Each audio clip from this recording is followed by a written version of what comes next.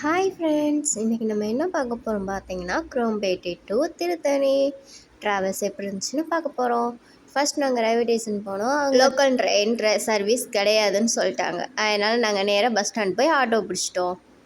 அதுலேயும் நம்ம தாத்தா தீயா பறந்தார், ஸ்பீடு அள்ளி விட்டுருச்சு.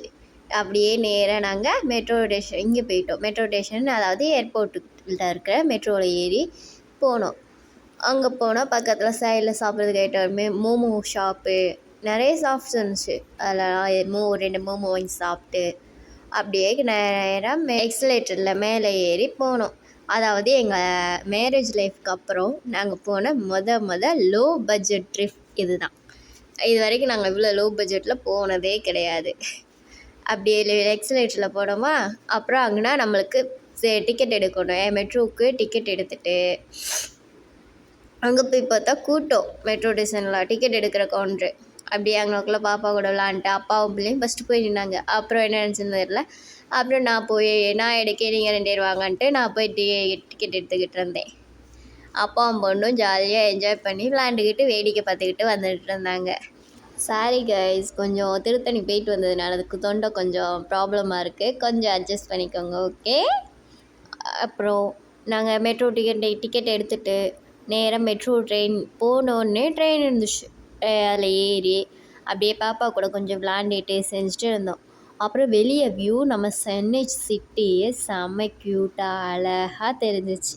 அதெல்லாம் என்னால் முடிஞ்ச அளவு கவர் பண்ணி வச்சுருக்கேன், பார்த்துக்கோங்க. அப்படியே நம்ம மெட்ரோக்குள்ளே இருந்து வெளியே ஏரோப்ளேன் நிறைய நிற்கிறத பார்க்குறதுக்கே அழகாக இருந்துச்சு. இது நம்ம த்ரிஷா படம், விஜய் சேதுபதி த்ரிஷாவும் நடிச்சிருப்பாங்கள்ல, அந்த படத்தில் மெட்ரோவில் போகும்போது ஒரு சீன் வரும். 96 படத்தில் வரும்ல, அந்த சீன் மாதிரியே எனக்கு ஒரு ஃபீல் ஆச்சு. அதனால் எடுத்தேன். ஏரோப்ளேன்லாம் லேண்ட் ஆகிறது எல்லாமே அழகாக இருந்துச்சு. அப்படியே நாங்கள் நேராக சென்ட்ரல் ஸ்டேஷனில் போய் இறங்கிட்டோம். அங்கேருந்து இறங்கி நாங்கள் திருத்தணியோட லோக்கல் ட்ரெயின் பிடிச்சோம். கரெக்டாக 3:15க்கு ஒரு ட்ரெயின் கிளம்புது. அந்த ட்ரெயினை தான் பிடிச்சோம். அந்த ட்ரெயினில் கரெக்டாக கூட்டம், ஆனால் செம்ம கூட்டமாக இருந்துச்சு. ஆனால் போக கூட்டம் கம்மியாச்சு. 3 hours ஜேர்னி. பாப்பாவை வச்சுக்கிட்டு ரொம்ப கஷ்டமாயிடுச்சு. அதனால் பாதி வீடியோ எடுக்கவே இல்லை. அதில் நாங்கள் கடலை, சம்சா, அப்புறம் பிஸ்கட்டு, டீ, காஃபி நிறைய சாப்பிட்டோம். நல்லா இருந்துச்சு. ஜேர்னி என்ஜாய் பண்ணி போய்கிட்டு இருந்துச்சு.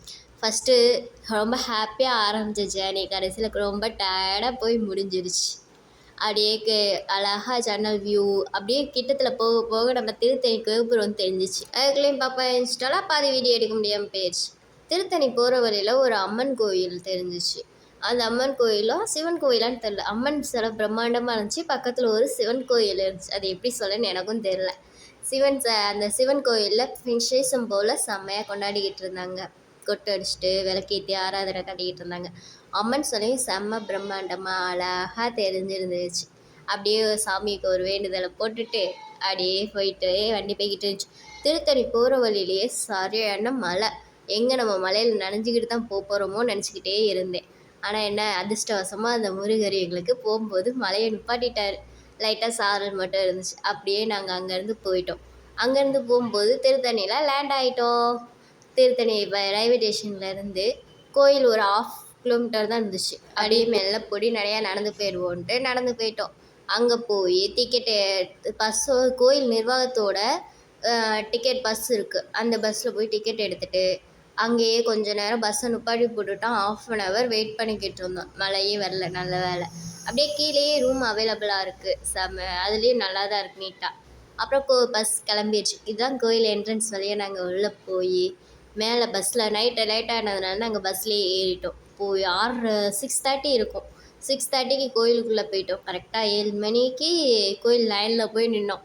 அப்போ அதுக்கும் செம்ம கூட்டம். இங்கே வெளியேருந்து பார்க்க சாமியோட மலையே அழகாக இருந்துச்சு.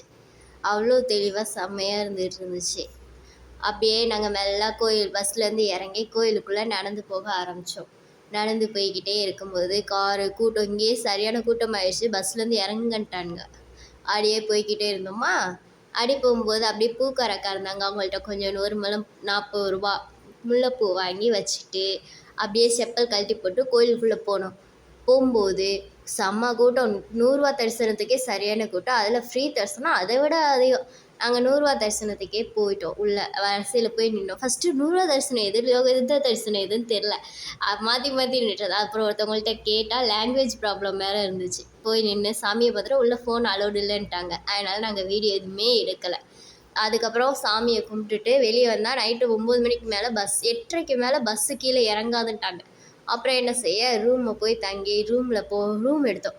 அந்த ரூமில் ஒரு ஹாலு, அப்புறம் ட்ரெஸ் சேஞ்ச் பண்ணுறதுக்கு சின்னதாக ஒரு ரூமு, ஒரு பாத்ரூம், சின்னதாக ஒரு ரூம் வாடகை வந்து 500, 700 ரிட்டன் கொடுக்கணும், 200 ரிட்டன் கொடுத்துருவாங்க. அப்படியே தங்கிட்டு காலையில் எந்திச்சு அழகாக நம்ம சாமி சூரிய பகவான் தெப்ப குளத்துக்கிட்ட இருக்கும்போது தான் பார்த்தோம். கீழே மலையில் பாதி இறங்கணும், பாதி இறங்க முடியல. அதனால் பாதியிலேயே நாங்கள் ரூம் எடுத்து தங்கிட்டோம். அப்படியே கீழே இறங்கி வந்தோம்னா காலையிலேயே நல்லா இருந்துச்சு. காலையில் படிக்கட்டு இறங்கும்போதே நிறைய பேர் ஏறிக்கிட்டு இருந்தாங்க. நாங்கள் ஒரு 7 மணிக்கெலாம் ரூம்லேயே வேக பண்ணிட்டோம். அப்படி பண்ணிட்டு வந்துகிட்டு இருக்கும்போதே நிறைய பேர் இறங்க இருந்துகிட்டு இருந்தாங்க. அப்புறம் நாங்கள் மறுபடியும் திருத்தணி ரயில்வே ஸ்டேஷனுக்கே வந்து எக்ஸ்பிரஸ் ட்ரெயினில் தான் ஏறினோம். 8:05க்கு ட்ரெயின் எடுத்துட்டாங்க. ஏறவும் நாங்கள் அப்படியே வியூ பார்த்துக்கிட்டு அப்படியே கொஞ்சம் டயர்டாக இருந்தனால அப்படியே கொஞ்சம் ரிலாக்ஸாக படுத்து தூங்கிட்டு மறுபடியும் நாங்கள் சென்ட்ரல் ஸ்டேஷன் வந்து சென்ட்ரல்லேருந்து மெட்ரோவுக்கு வந்து மெட்ரோவில் இருந்து ஆட்டோ பிடிச்சி குரோம்பேட் ரயில்வே ஸ்டேஷன் வந்து அங்கேருந்து நாங்கள் பைக் எடுத்துகிட்டு வீட்டுக்கு வந்துட்டோம். இனி இதே நம்மளோட திருத்தணி ட்ரிப் நிறைவடைந்து விட்டது. அதாவது எங்கள் லைஃப்பில் ரொம்ப லோ பட்ஜெட் ட்ரிப் இதுதான். நாங்கள் 2 பேரும் வீட்டில் இருந்து கோயிலுக்கு போய்ட்டு ரிட்டன் வர வரைக்கும் 2500 தான் ஆச்சு. இதே மாதிரி அடுத்து எந்த கோயிலுக்கு போகலான்னு சொல்லி கமெண்ட் பண்ணுங்கள். லோ பட்ஜெட்டில் போயிட்டு வரலாம். பாய். இது லக்ஷி விலாக்ஸ் சேனலை சப்ஸ்கிரைப் பண்ணிக்கோங்க. லைக் பண்ணுங்கள், ஷேர் பண்ணுங்கள், கமெண்ட் பண்ணுங்கள்.